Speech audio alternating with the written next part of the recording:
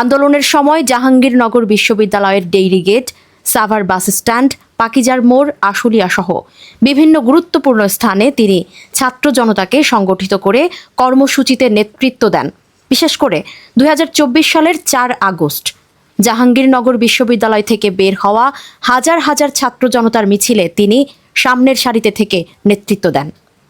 এছাড়া ৫ আগস্টের কর্মসূচিকে সামনে রেখে তিনি একটি লিফলেট প্রস্তুত করেন। লিফলেটে উল্লেখ ছিল, নেতৃত্ব দিতে গিয়ে তিনি যদি গ্রেপ্তার হন বা শহীদ হন, তবুও আন্দোলন যেন থেমে না যায় এবং তার অনুপস্থিতিতে ছাত্রদলের অন্য নেতারা নেতৃত্ব দিয়ে কর্মসূচি এগিয়ে নেন। আন্দোলনকে আরও বিস্তৃত করতে সাভার ও আশুলিয়ার বিভিন্ন বেসরকারি বিশ্ববিদ্যালয়ের শিক্ষার্থীদের সম্পৃক্ত করার ক্ষেত্রেও তিনি ভূমিকা রাখেন বলে আন্দোলনে অংশ নেওয়া একাধিক নেতাকর্মী দাবি করেন।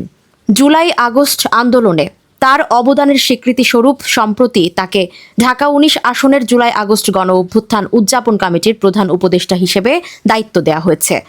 এ বিষয়ে মোহাম্মদ তমিজ উদ্দিন বলেন, জুলাই আগস্টের ছাত্র জনতার আন্দোলনে যারা হামলা চালিয়ে আমাদের সহযোদ্ধাদের হত্যা করেছে তাদের দ্রুত গ্রেপ্তার করে আইনের আওতায় এনে দৃষ্টান্তমূলক শাস্তির ব্যবস্থা করতে হবে।